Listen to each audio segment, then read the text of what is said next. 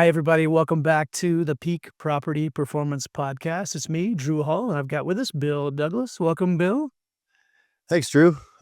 Today we have our guest is Amanda Betts. So hi, Amanda. Before I read your intro, hello. Hi, guys. Hi. Like you said, we're talking to Amanda Betts. Amanda is the VP of Marketing at Buildout, one of the leading tech platforms helping commercial real estate brokerages modernize how they work. Amanda spent years leading digital transformation across commercial real estate, as well as global brands, helping firms use automation and AI not to replace people, but to amplify them. A conversation we always enjoy, right? What I love about her perspective is how practical it is. She knows that technology isn't the end game, it's the infrastructure that frees brokers and owners to perform at a higher level.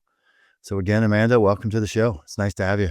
Yeah, likewise. Glad to be here. I'm happy for the invite, and it should be a good chat. Right on. Well, so Amanda, as Bill alluded to in the intro, the right digital strategy amplifies people. Technology doesn't replace people. But what are you finding? Do you find that many firms out there are still treating tech as a bit of a threat more than just a straight up tool? Sure. I think it's a little bit in human nature to feel change and want to be resistant to change. We know that sometimes this industry is not the fastest to adopt technology change either, and that's because you can get a lot of work done and make a lot of money not using tech. And I know that to be true, but yeah, I think there's some fear and apprehension of the unknown. I think There's a for large both. status quo bias too. This is Oh, this for is the sure. way we do it, Yeah, I mean, we recently just signed up a broker who branched off on his own, and I kid you not, he had a 150-page Google Doc, and he was running a very successful multi-million-dollar business based off this Google Doc. Of course, my heart palpitated a little bit of thinking of version control and error, but end of the day, I think Buildout specifically, and I do believe that regardless of technology in CRE, it's still going to be broker led, regardless of what tools or tech that's going to be out there. Because at the end of the day, the best relationships, the biggest deals, the real differentiator is the human aspect, right? It's the human to human element. Um, but I do think it's where people embrace the fact that the process side of it, so the repetitive, the manual, the error prone steps that happen in any systematic way, that's where software can step in. That's where AI, that's where any tool can really help in to satisfy it. Um, but I still think that technology is treated as a threat. It's more of, I think too, the mindset needs to start at the top in terms of change, and then people can follow suit in terms of how they see their leaders adopting it.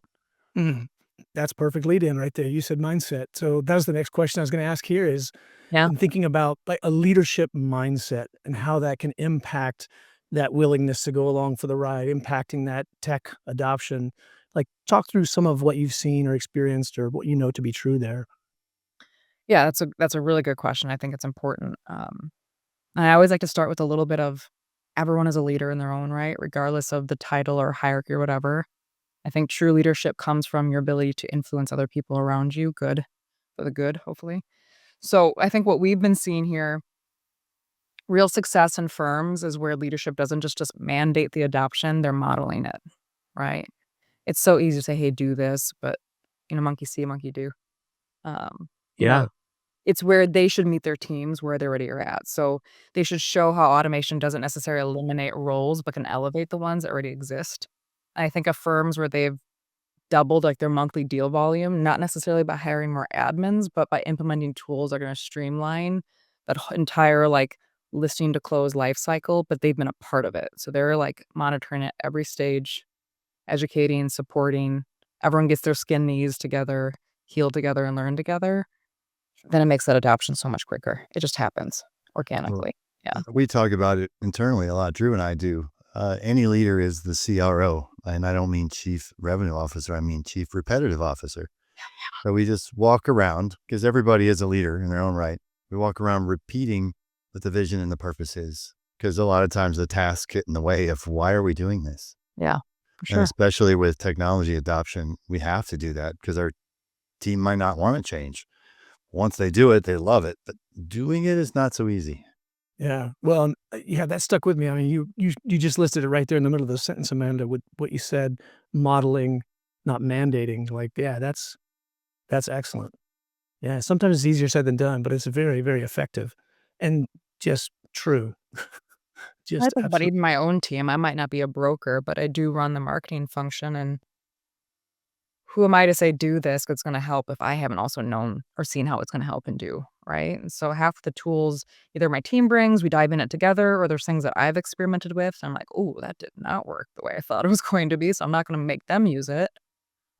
But it's a learning curve for everyone, and I think if you are willing to roll up your sleeves, we're all gonna be better for it, regardless of the size of your team. Yeah.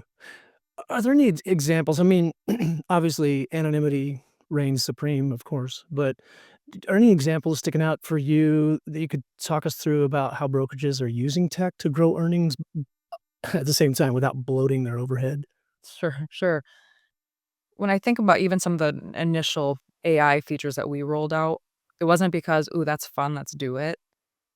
It's because we talked to a number of our customers coast to coast. What are you finding to be the most mundane thing you do? And to the repetitive nature, like, what is the most mundane thing?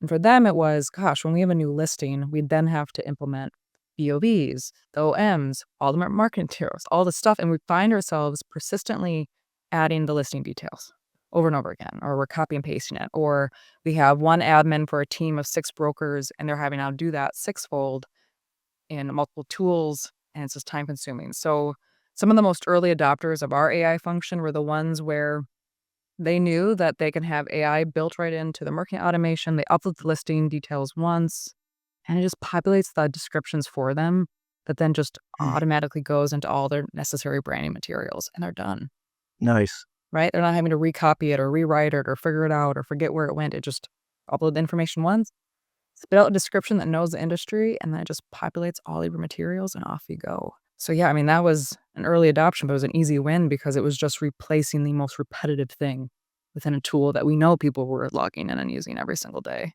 So, no need to be anonymous because that's pretty much across the board. Yeah, it's great. Hey, Everyone. Yeah. yeah, you and I had talked about the 1 to 7 model, Amanda. I Yeah. never heard 1 to 6. I always thought it was 1 to 7. Oh, sure, But yeah. it's like, it's not to argue semantics. And you touched on how AI is helping prospecting and maybe marketing. How is it impacting deal flow? Oh, I mean, across the board, I think, yeah, the 7 to 1 model, like, when Bill and I met the other day, we talked about it. I think on average, what we see is about 7 brokers to 1 admin. And certainly what we wanna be able to do is amplify the broker side. I'm not saying there's any you don't wanna grow the admins, but certainly what we wanna do is make the admins the most efficient, so then you can grow your brokers because that's where you're gonna make your money. And so I think from an entire deal flow perspective, modern firms are trying to lean towards a 15 to 1 ratio. I think that's what we're hearing. We're trying to get Well, people to not just double, but then some, maybe even oof, leaner in other respects, not because they're having people work harder, but because automation and that repetitive stuff is gonna be happening more behind the scenes, that it gets the brokers back to focusing on the building of the trust, the closing of the deals, and, like, staying visible. I think from a pipeline, I think your question was more of, like, the life cycle perspective, right? yeah, yeah, yeah. That was you're reading the tea leaves, but that's where the next Yeah. question was Mhm. going. Yeah, I think okay, AI and automation, let me just take a step back because I think this is really important. There's a little bit of a misconception, I think, sometimes with how people talk about how to leverage AI or what to leverage from an automation perspective. I think people think the word AI and they automatically go to data scientists, custom code, or some kind of big investment. Is that a fair assumption? I don't know, maybe you guys don't feel that Very way. fair. Yeah. Oftentimes, yep. Yeah. Oh, And they get very intimidated by it and they don't understand how, but why. well, yeah, it instantly goes to, I need technical talent. I don't know how to hire Mhm. for that. I don't know what I need. I don't wanna touch it. And it's But I think what expensive. and it's expensive. Like, you think technical, it's like, "Oh, can't afford it." Trust me, we hire engineers. Yes. Um, but I think what we're seeing in the leading brokerages are simply the ones that are thinking the opposite. So back to maybe that mindset piece, but they're the ones adopting AI, but embedding it directly into the tools that they're already using, or trying to first start with, what are the tools I already use today? What are the AI options already available to me? And starting there. And so that could mean the property descriptions example I already shared. It could be auto-populating of contact data and details throughout your cycle. So if you have a new contact that you've prospecting into, how does that feed across your CRM or the marketing usage? Or even the insights. Like, what is the data that you can pull, but it automatically feeds into your CRM, so it's there for you? We're talking about this from the perspective of the brokerage, right? Yeah, And yeah, so or what, individual. like, I'm just going to let's take a little sidestep for a second. What are the benefits the brokerage's customer, the owner of the property, feel from all this efficiency? Is it speed to market? Is it lower costs, higher margins, higher profit? I mean, how is this rolling into the actual CRE Yep. owner? I kid you not, we had a conversation with the customer this morning, and they're very adamant about wanting to consolidate tools. Okay. Everyone is. It's budget Yeah, season. I'm also like, "What tool do I not need?" Get it? we're Word. doing the same thing here. I totally get it. It's a We had a part of meeting over it. this last week. It's hard. Yeah. And what's interesting is, well, we show them a path to basically save $300 a month. It was like $353 to be exact a month. And they were stoked. And we went like, what could you do if you sum that up for the entire year? That could be an entire new broker bonus for you. You could bring on a better broker to join your firm because you have a better signing bonus because you just freed up dollars in your budget. Okay. And Love it's that example. like that light bulb moment, right? Like, heck yeah, I do wanna hire the best brokers, and yeah, I wanna have a really best package for them so they can join. So I think from, like, the leadership perspective, they're consistently looking, "How do I get competitive in this market?" And the number one way is bringing in the best players to get the job done. And then, And of that course, comes from efficiency and free cash flow, ability oh, to pay or totally, ability to derive. If your costs are lower, you can net out the same cost because you're giving more of it, awarding more of it to the brokers that are making the deals happen. for sure, 100%. I mean, we Hmm. Fair talk a lot statement. about, yeah, the gross commission income, the GCI. Mm-hmm. How to get Yeah. more? Yeah, you wanna Yeah. be really cognizant of what are the costs that are fixed versus flexed, and, yeah, we wanna be able to help you get more money in so you can make, smarter decisions. Okay. Yeah. Yeah. Because the audience is largely owners. Yeah. And I know that we've had brokers on here too. So that's why I asked the question that when we have property managers that are brokers and some that are vertically integrated, some that are separate, and the brokers, they're all involved, but I try to tie it down to the owner all the time. So thanks for clarifying that. So let's shift a little bit to the data and the digital infrastructure, the strategy Right. there, the power of that. So we talk a lot about this. So if you own your data, you own your leverage. We know that. Why would you say for every brokerage and property to have a unified data and digital strategy? Like how do you see that working its way out? The power of having that. I knew this question was coming because we chatted about it. It's a tough question, and I will say what we've seen is different teams, different brokerages manage this differently, as well as different tech companies and data providers manage this differently. So I will say I think for products, if a firm is exploring, you need to ask yourself whether or not either they sell you a product or you are the product they sell. I think you have to be understanding of that and why you are comfortable within whatever that is too. I mean, build out here squarely the former, but I think one of the biggest shifts happening right now in CRE is this, and is being uncomfortable with how brokers are handing off data within the tools, how they're not, maybe they are, maybe they aren't. And kind of comes down to control to some extent. I know there's a lot of the competitive nature, but I do think that early on tools or even some of the, quick to rise tools, there's a lack of control or the control features to understand where your data sits or who has access to your data. But these are the questions you should always be exploring. I do the same thing when I search out any tool. Like, We have 2 pages in the book about what questions you should ask any vendor you deal with, any partner, any advisor, any broker, any consultant. And it's basically divulging where is my data, who owns it, or who benefits from this recommendation you're making. Do you own the part of the company you're recommending I enlist with? So yeah, it's just commercial defense that has worked Yeah. well for us, me over the decades with multiple industries. for sure. Just be transparent with your vendors. Okay. Yeah, and portability, the word portability is coming to my mind, like, You so oftentimes that data just kinda hangs out in the background and things are so busy, just the noise of getting business done on a day-to-day basis. Sometimes that the idea of data flowing is just kinda sits in the background. You don't think about it actively on a day-to-day basis, but truly, truly important, like we're talking about. So, coming back to that word portability, like, if it's there, if it's in the system that you buy and, "Hey, I'm not the product, I purchased this product and it's doing some great things and it happens to be processing some data. Is that data portable? Can I take that data out of that system that we're paying for and move it over to fill in the blank. Doesn't matter where fill in the blank is, We're not. but it means, where I want it to be in order to draw power from it. Like I plan to feed it into this over here, Yeah, and increase the power of that data. So I think that's the data that's independence, the portability. it's 2 things, right? Data is leverage, Hmm. or it has Yeah, been. It's not any different in terms of today's.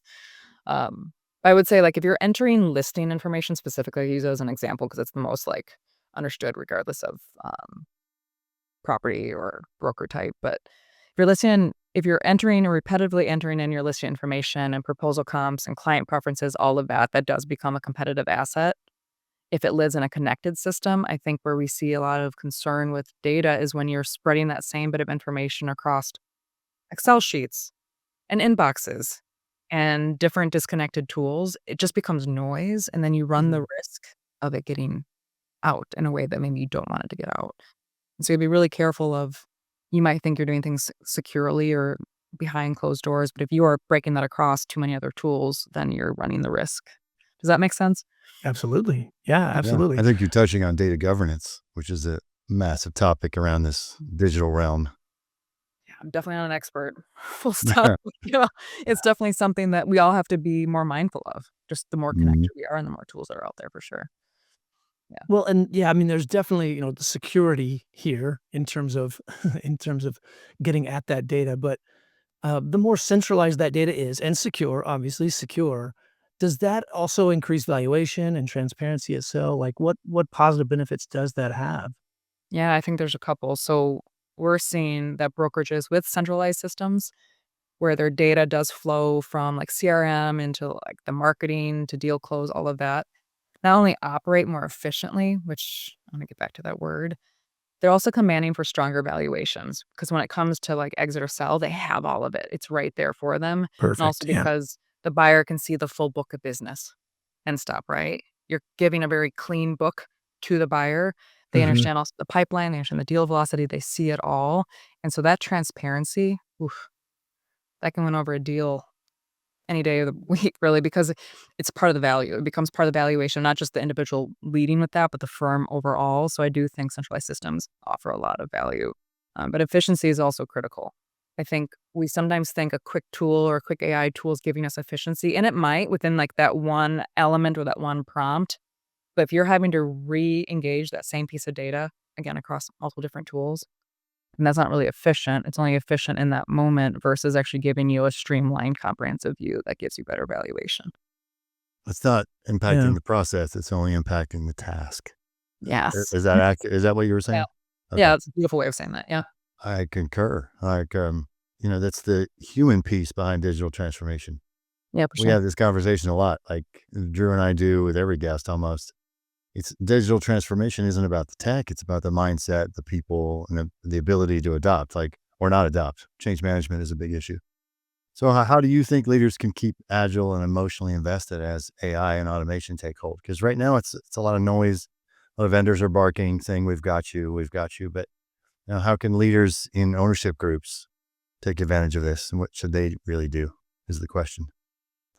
That's a good question. I'm also kind of having this cheesy smile because I think the term digital transformation has been like the underpin of my career for like 20 years. Where it's like, That's why we wanted to have you on Nice. here. I get Nice. it. with us, like, have we started? Are we there? Are we at the midpoint? Where are we at? But I think, yeah, digital transformation isn't just about tech. It's also about that mindset, the adaptability. Yeah, I think that's something we talked about. And I agree with that 100%. But you can buy the best tools in the world, but if your team doesn't trust them or doesn't see the point of them, and then they don't use them, then basically what we've learned is that transformation lives or dies based on how well you're going to invest in the human side of the business. And I've worked for a number of different companies. I've worked for $28 billion global brands to, SaaS companies. Does not matter the size of the team. It does matter in terms of what is the quality of training and making space for training. I Hmm. think we undervalue everyone learns differently. Everyone comes in with different set of experiences, but it does mean leading with empathy when people are overwhelmed or very skeptical of something, which is where we started this conversation. People are a little skeptical of it. And So, overwhelmed. Overwhelmed with the noise, not necessarily a task yet, but that curve is coming. yep. Well, speaking of the coming curve, I wasn't trying to bait it, but Yeah. uh, um, like commercial real estate's next evolution can be driven as much by mental infrastructure as digital infrastructure, right? Yeah, that's fair. So how could you hold your team after training them more accountable? You in the role of an owner or a property manager, for instance, Yeah. how could you see or implementing mental infrastructure in a way that is successful as part of the digital transformation process? And I think it's fair to say it does mean accountability. And if you're rooting it back to initially making space for training and giving people kind of like a good foundation, assuming that that has happened, it Mhm. does then mean accountability and not just in a punitive way. At least I don't think it should be in a punitive way, but in a shared commitment to growth, meaning if everyone has that shared vision and we're going after it together, then it's going to be way better achieved than not. So I've seen firms who said, we're going all in on digital. We're doing it, right? But then they pair it with with white glove onboarding, weekly check-ins, and celebrating the small wins. That really becomes a formula and it just becomes a part of their like cultural thread versus put it out there, it's done, it's not being used. And then they give up, they wash their hands and move on. It has to be embedded. So if you're having team stand-ups, you're having the ring the bell moments, whatever it might be, factor in some of the behavioral wins you wanna see people doing, not just like the big wins, they landed a big deal. But if you know someone has done something in that bandwidth of what you're trying to do for digital and they've achieved the minimum for the week that you want everyone to see that behavioral, you celebrate that. I'm a big proponent of there's leading and lagging indicators, right, in any performance or employee health. It's gonna be really hard to get the laggers to be the superstars. It's almost impossible, right? But on that bell curve of performance, if we can understand what are the behaviors that get your superstars to that point. So if you have superstars who are adopting the digital, what are they doing on a day-to-day task? If that means they're logging in and uploading X amount of contacts in this system each day, celebrate that when everyone does it. It's Because then good. your accountability on behavior, and that's way more achievable than, you know. We, Drew and I here at OpticWise put in like a decade ago, our core values, one of them is accountability, like no renters. We say own it, think like an owner, right? No renters. But the other one is it's find a better way to never stop learning. Like there's always a better way. Just because we do it this way now doesn't mean we won't do it we have to do it that way going forward. So when we hire new people, we say, teach us a better way to do it. Like you were in a different industry, and a different company, make your impact. So the little wins start from day one. Like, I there love you that. go. Make us better. Like you have leeway to do this, act like an owner. But at the same time, that gives them accountability because then they have pride and ownership. So Well, I always encourage our clients to do that relative to their digital transformation. across all facets. I mean, I Chief repetitive officer, right? It goes right yeah. back to got to say the same thing, share vision.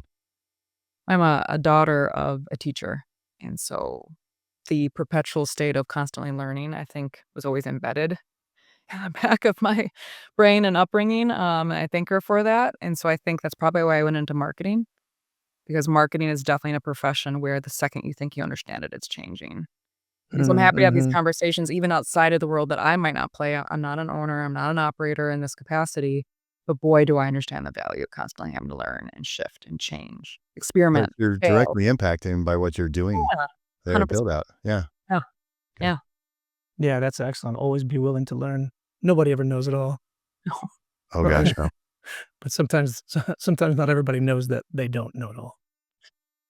That's a whole 'nother podcast. Right, exactly, yeah, I exactly. usually tell my kids, if you find somebody that knows everything, you should probably distance yourself I was gonna say, yeah, because that's right. nobody does. Yeah, fair. You Yeah. can't say, I don't know, then there's a problem somewhere. Even ChatGPT gets it wrong sometimes, so just, Oh, it you never. hallucinates. Yeah. Yeah, It, for hallu- sure. it does. Yeah. All right, Amanda. So, in the spirit of commercial real estate, what we do at the end of our podcast is we take you up to what we call the extra floor. So, these last questions are just rapid fire, just Gosh. 5 quick questions, gut instinct, gut answers, short as you want them to be. What's the first thing that comes to your mind? So, the first of those 5 questions, what's a book or a podcast that has shaped how you think? Looking for it on my little bookcase, Power of Moments. There we go. Whew, whew. Almost lost that. Power of Moments is a really good it's good for any industry, any role, any place in business. But yeah, the Power of Moments. Nice. Love it. So, what's the best piece of career or life advice you've ever received?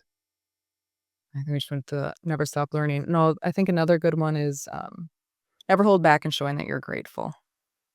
What I mean by that is, doesn't matter who they are, doesn't matter what connection they are to you, doesn't matter in the hierarchy or whatever role. If someone has done right by you, you let them know.